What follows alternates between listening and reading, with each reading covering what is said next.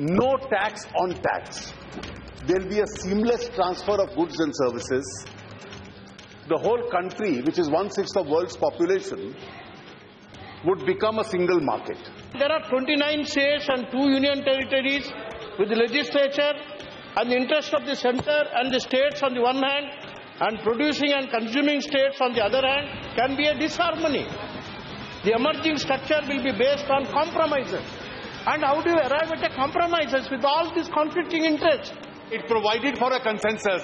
Why did Mr. Chidambaram on file then agree to this 1/3, 2/3 basis? That was your proposal, your minister. One finance minister agreeing for another. Only clarification now. Again, we are not for the UPA government's GST bill and also the NDS bill. We are against this bill. That is our stand. हमको तो इससे satisfaction नहीं है और हम protest करते हैं इसके ऊपर. हम उसमें हिस्सा नहीं लेना चाहते हैं, वॉकआउट करते हैं.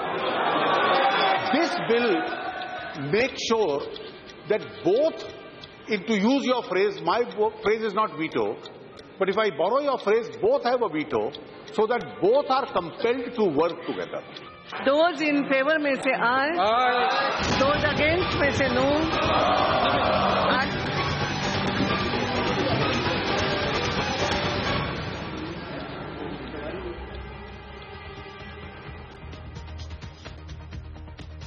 Those in favor may say aye. Aye. Those against may say no. The Lok Sabha passes the constitutional amendment bill for the goods and services tax. Finance Minister Arun Jaitley backs for the bill, reiterates that any revenue lost to states will be made up for by the centre for the next 5 years. The government now braces for the real test in the Rajya Sabha. It's a carnage on the Lal Street. FII taxation fears coupled with a surge in crude prices triggers a total collapse. The Sensex crashes over 700 points. The Nifty tumbles by 2.7%, closing below 8100. Mid-caps reel under immense selling pressure. All sectors end in the red. Bank Nifty cracks 4%. There's some fiscal cheer for the government. CNBC TV 18 learns that a sharp rise in tax receipts has helped the government contain the fiscal deficit in the last financial year at 4% against the 4.1% target.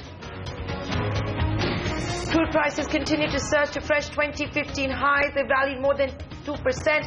Brent is above $69 a barrel. NYMEX inching towards $62 a barrel. Fresh trouble for Naveen Jindal and Madhu Koda after the CBI Special Court takes cognizance of the CBI charge sheet which names the JSPL top boss and the former Jharkhand Chief Minister, amongst others, all accused summoned to court on the 22nd of May. The split in India's largest law firm, Amarchand Mangaldas, is final. The arbitral tribunal has decided on how the firm is going to be split between the two brothers, Cyril and Shardul Shroff. Cyril Shroff agrees not to contest his mother's will. An exclusive interview with Cyril Shroff coming up, where he says the new firm, Cyril Amarchand Shroff, will be the largest firm in India on the day it launches with over 580 employees. It's too close to call in the United Kingdom, even as campaigning draws to a close in a few hours from now. Most polls suggest incumbent Prime Minister David Cameron and leader of the Labour Party, Ed Miliband, are neck to neck, which means that a coalition government is likely. A 5-year jail term for Salman Khan in the 2002 hit-and-run case. The Mumbai Sessions Court pronounces its verdict, saying all charges against the actor stand proven. Salman has been convicted for culpable homicide. The Bombay High Court gives him 2 days interim bail, meaning he will not go to jail tonight.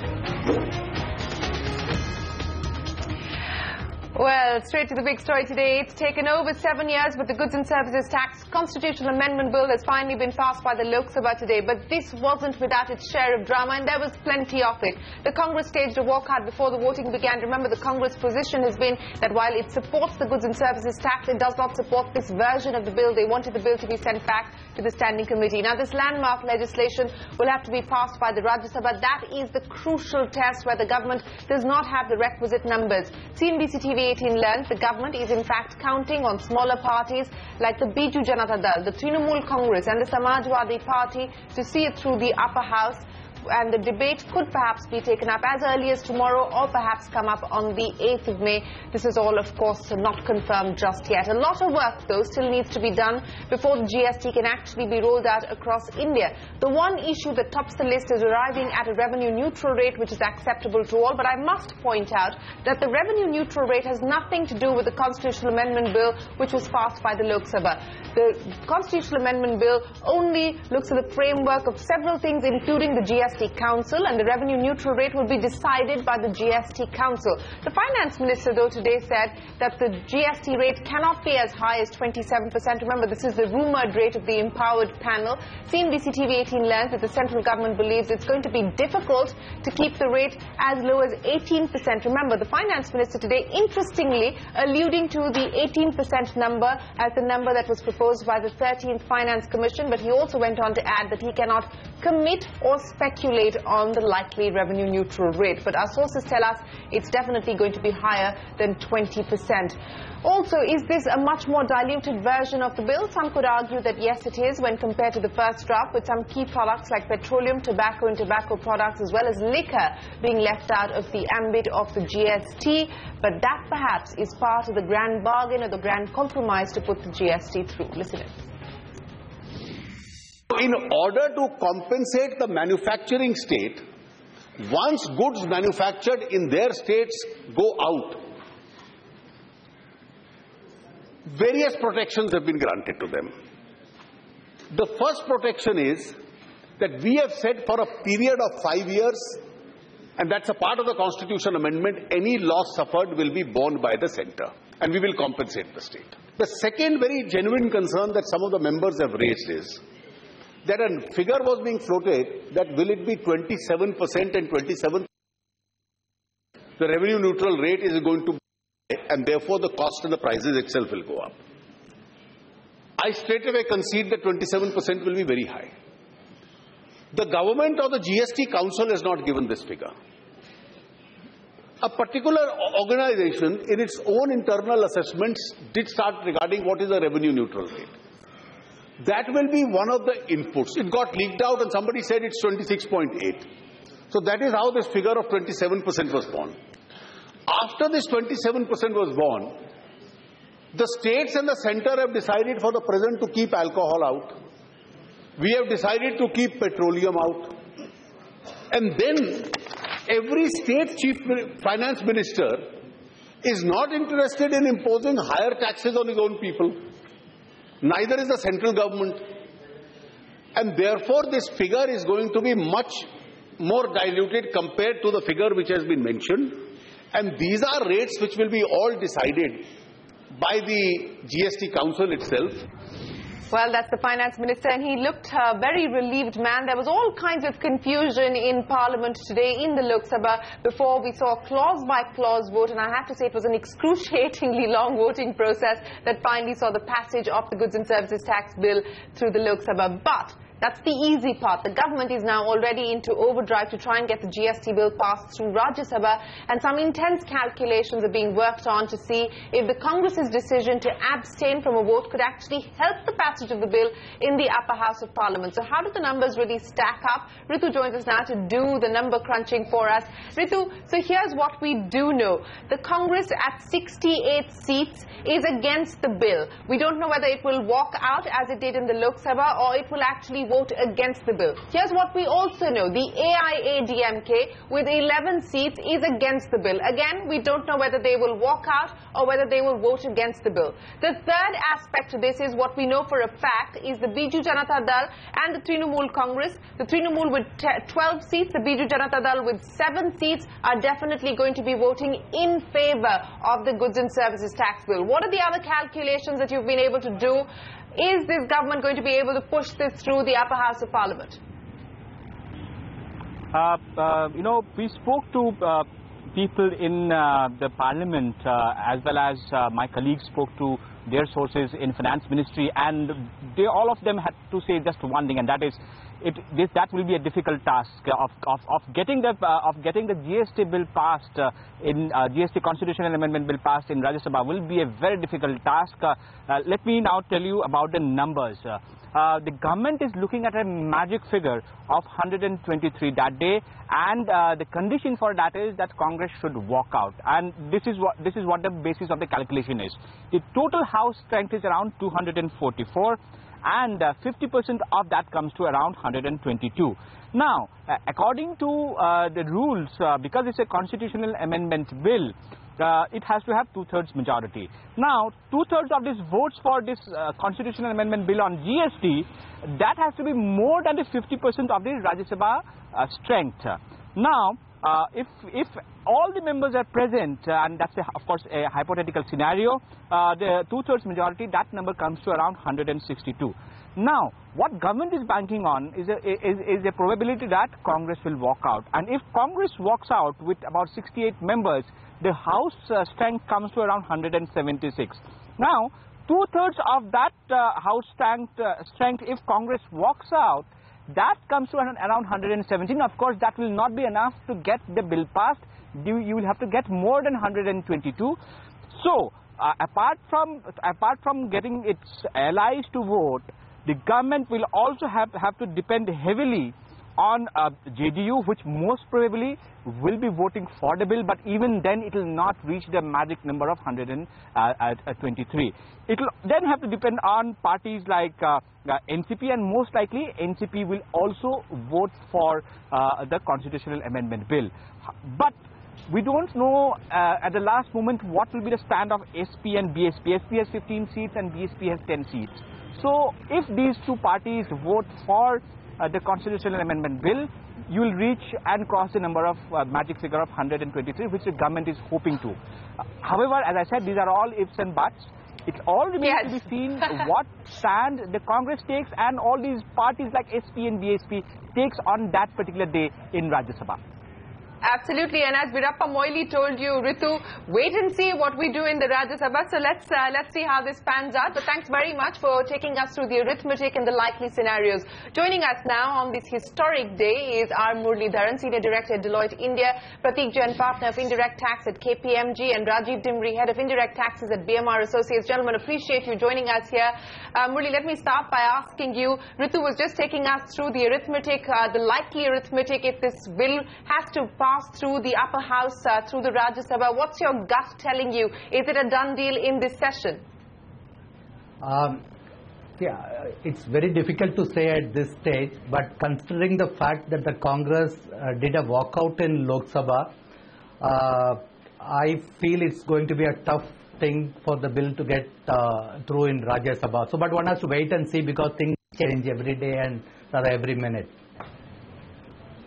Well, things do change every minute. This is, of course, politics. But Prateek Jain, coming to you, do you think the grand compromise that's been made by the government has led to an imperfect GST in that sense? So let's forget for a moment that this is yet to go through the Rajya Sabha. But hypothetically, if it were to pass through the Rajya Sabha, do you believe that the grand bargain with state governments has led to a very imperfect GST or one that we can live with? No, I think this is a reality of our lives. It's not going to be a perfect GST. Compensation will have to be given for 5 years, as the finance minister said. That's part of the bill. And petroleum products is only kept out initially, and GST Council may decide, let's say, after a couple of years to include that. Of course, the only thing that is out is alcohol. In that sense. So I think I will live with it. I mean, we have to realize that GST is a process which is going to start now. It's not an ideal GST, but certainly this GST is going to be much better than the existing tax system. And you heard Finance Minister saying that the rate will be not as high as 26-27%. My feeling is that the rate would be around 20-21%. And if that is the case, that will be lower on most product than what you have today. And it is going to be a world class tax system. So, of course, there are improvements which are possible, which are warranted, but it will take time. So I will live with this GST, at least to start with. Okay, so you're betting on 21 to 22% as far as the revenue neutral rate is concerned. Rajiv Dimri, taking that forward, the finance minister says that the leaked revenue neutral rate of 27% is unviable. It's too high. Nobody wants such a high GST rate. Do you believe that we got some clues about the thinking of what the revenue neutral rate is likely to be? Because strangely and surprisingly, the Finance Minister today alluded to the 13th Finance Commission's recommendations of 18%. He went on to say that that is not a commitment and that is speculation at this point in time. And of course, the final decision rests with the GST Council. But what would you say would be the ideal revenue neutral rate be? I don't know if I have a specific number that I could quote, but yes, I certainly believe that 27 or high 20s is an unworkable solution. The Finance Minister had said earlier as well that the rate will be much lower than 27% in a separate statement. I think he said it on the floor of the House. So I completely agree that the rate doesn't need to be that high. How that rate came out was one of a possible scenarios. There are multiple scenarios. You make assumptions, you make calculations. And one such calculation was 27%. It has never been affirmed as the decision by anybody, but it was being seen as one possibility, which is extremely high. And I completely agree that it has to be closer to 20, and if he's talking about a rate of 18, that's even better. Lower the rate, better chances of compliance, better chances of success of this tax, and therefore I agree that it has to be 20 or lower. That's well, the lower the rate, the better compliance, but our sources tell us that 18% is no can do at this point in time. It is likely to be higher than even 22%. But Murli, let me come back to you.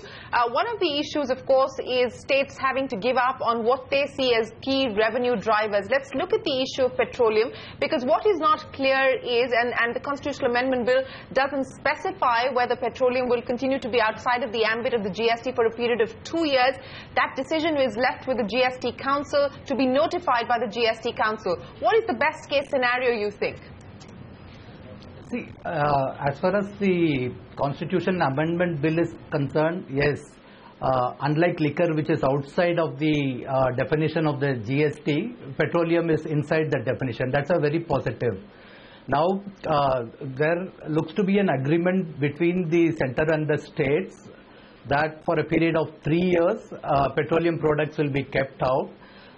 It looks to be an informal agreement, but the fact is that the GST Council has to notify from which date it will come into effect. And if you see the powers of the GST Council, the central government has got 1/3 powers and the state has got 2/3 powers, and every decision has to be with a 75% majority.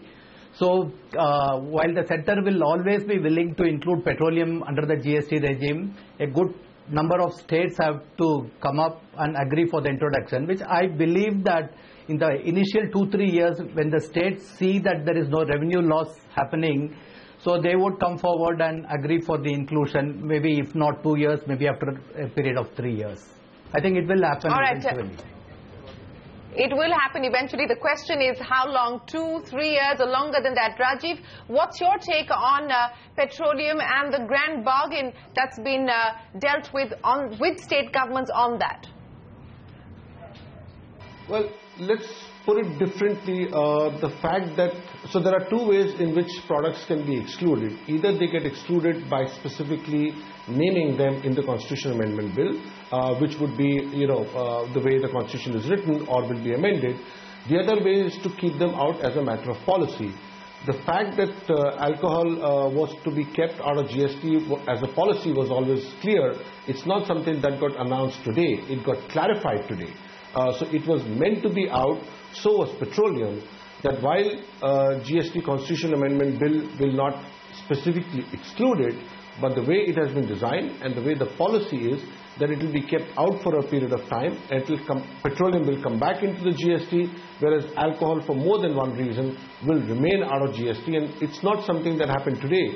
That was always the going in position for a number of years. It just got clarified today more specifically. Okay, Pratik, back to you. That 1% additional tax that manufacturing states have, in a sense, managed to get from the finance minister and from the central government in order to compensate them from a revenue loss.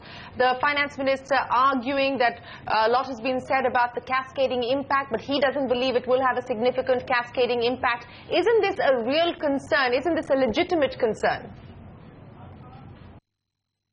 No, that's a really legitimate concern. That's a huge concern, in fact, because this 1% is not only on interstate sale, but probably also on the stock transfers. And that leads to a lot of cascading. And by the time the goods reach the end customer, you could actually have a 3 or 4% additional tax. So certainly, I think to start with, we should not have this 1% if that is a possibility. Even if we have this 1%, this 1% should only apply on interstate sale and not on stock transfers, because if you have stock transfer, your own product, when you move from one state to another, you have to pay 1%, then I'm afraid much of the benefit that we're talking about of GST will get diluted. So certainly 1% is a big concern for the industry, and all the industry associations have recommended that this 1% should be done away with. Well, it looks like this one is going to go through, as is Prateek Jain, Rajiv Dimri and Murli. Appreciate you joining us here on India Business Hour with your take on what the goods and services tax means and whether we are likely to see the GST implementation on the 1st of April if the Rajya Sabha does pass that. As Ritu was pointing out, is a big if at this point in time. Then there are other news from Parliament. That's right. The government machine had luck with the GST Constitutional Amendment Bill in the Lok Sabha, but no such luck on the Real Estate Regulator Bill that's now been sent to a 21-member select panel. That's after the opposition parties demanded the bill be referred to a committee before it comes up for consideration and passage in the upper house. The select panel will submit its report only by the first week of the next session of Parliament. In fact, Rituparna Abhiyan reached out to Rajiv Chandrasekhar, a member of that select panel on the real estate bill. He said the panel will meet all of the stakeholders. I hope that the Select Committee continues a tradition of meeting all stakeholders. Consumers are a very important part of the stakeholders of real estate. So are the real estate investors and builders and other agencies like the consumer courts. So it is a hope that all stakeholders of the real estate sector will be met. So the Real Estate Regulatory Bill going to a select panel. On to the other big story this evening. The bears have taken a firm grip over the Lal Street, so much so that it's been the lowest closing for both the Sensex and the Nifty in 2015, with the Sensex losing 700 points, ending the day at 26,717. The Nifty ending the day below 8,100. It's red sea across our boards today, with the Bank Nifty and the mid-cap index down about 3.5%. Anuj joins us now to take us through the details. Anuj, a very bad day for our markets. What has caused this kind of a collapse? Well, a bad day. Carnage on the Lal Street in today's trade. Nifty even broke 8,100. Forget about 8,200 in trade, in late trade. In fact, closed below that. Year-to-date negative, and the lowest closing rate for the Sensex and the Nifty. What happened in the morning was that there was a bit of an algo trade, or at least that was the buzz, that many lakh Nifty futures got shorted first thing in the morning, 9:41. But that alone won't explain the fall that we had, because after that we had the entire day and the market just kept grinding lower. And in fact, the mid caps fell like 9 pence in today's trade. And as I said, it's the lowest close in 2015. So what's ailing this market? Because we had a bit of a short covering bounce on Monday, and that was sold into now in today's trade. There are 3 or 4 factors that are at play right now. Right on top is poor earnings. That's clearly impacting the sentiment the most. Apart from that, consistent FII selling. There's a bit of a fatigue with the Modi government as well, now that we are completing 1 year of the government. Rupees fall despite the fall in dollar index, and the way the rupee is falling, that's also having a bit of an impact. Crude's big rally. In fact, crude has rallied 40% from the bottom. That was a big factor last year on the positive side. This year on the negative side, that's impacting. And of course, this FII taxation that refuses to go away. Now let's talk about the stocks actually that led the market down today. A lot of heavyweights slipped below the 200-day moving average. Stocks like ICICI, Larsen & Toubro, NTPC were all lower. Apart from that, some other nifty losers included stocks like Maruti, ITC, ONGC, all lower by about 2 to 4% in today's trade.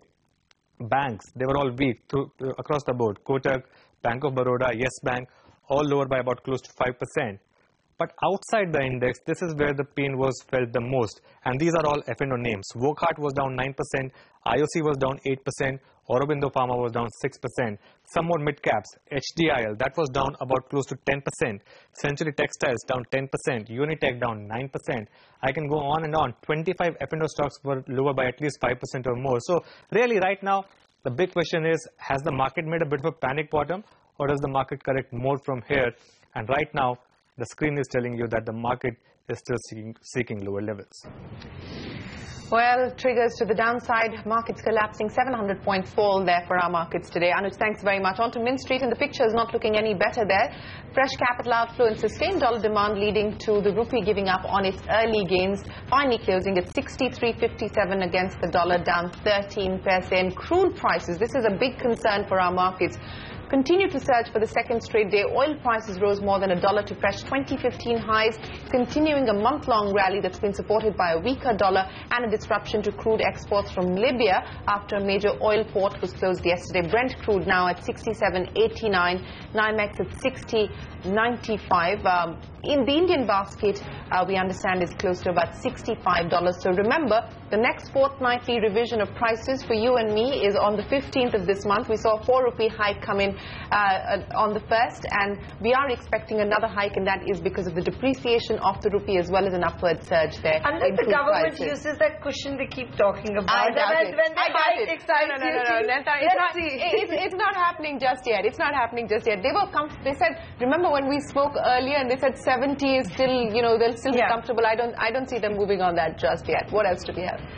Well, let's talk about the court action now. It's getting tougher for Naveen Jindal and JSPL. The CBI Special Court has taken cognizance of the CBI charge sheet that names him as well as the former Jharkhand Chief Minister Madhu Koda, among others. All the accused have now been summoned to court. Ashmit Kumar now joining us with the details. Ashmit, when do they have to appear in court? The deadline is being given as May 22nd. Are you expecting them to perhaps move a higher court trying to quash those summons? Well, indeed, at this point, all the legal remedies are available to Naveen Jindal as well as the other accused. So we're expecting some action on that front. We'll come to that in just a bit. But first, as you had pointed out, the special coal scam court has taken cognizance of the CBI charge sheet in this matter. Of course, the CBI charge sheet pertains to the allocation of the Amarkonda Murga Dangal block in Jharkhand. Now, what the CBI is alleging by way of its charge sheet is that necessary disclosures had not been made by JSPL, and that the Jharkhand government did favor JSPL in terms of allocation of this block, and towards that end CBI appears to have slapped charges of cheating, of criminal conspiracy, of abuse of official position. And what we understand is that taking cognizance of this charge sheet, the special court has in fact summoned all the 15 accused, including Naveen Jindal as well as the former Chief Minister of Jharkhand, that's Madhu Koda, among the other accused, and the date that they have been directed to appear before the trial court is May 22nd. Now, responding to this development, JSPL has clarified that one, it believes that its stand will be vindicated. It has also gone on to clarify that it complied with all the necessary disclosures that were required of the company, that it complied with all the necessary authorities, and that it will be seeking legal remedies. And speaking of legal remedies, what we are picking up from sources is that they are likely to appeal against this summons order before the Apex Court. That's when the focus will shift to the Supreme Court. But as of things stand right now, Naveen Jindal as well as Madhu Koda are required to appear before the special court on May 22nd. Back to you. All right, Ashmit, thanks very much for joining us with those details. On that note, it's time for us to wrap up this edition of India Business Hour. It's been a big day from a Parliament point of view, a historic moment for indirect tax reforms with the GST bill going through the Lok Sabha. Of course, the crucial Rajya Sabha test is awaited, but it's been a down day for our market, a 700-point drop. We'll pick up on all the action right here. Stay with us.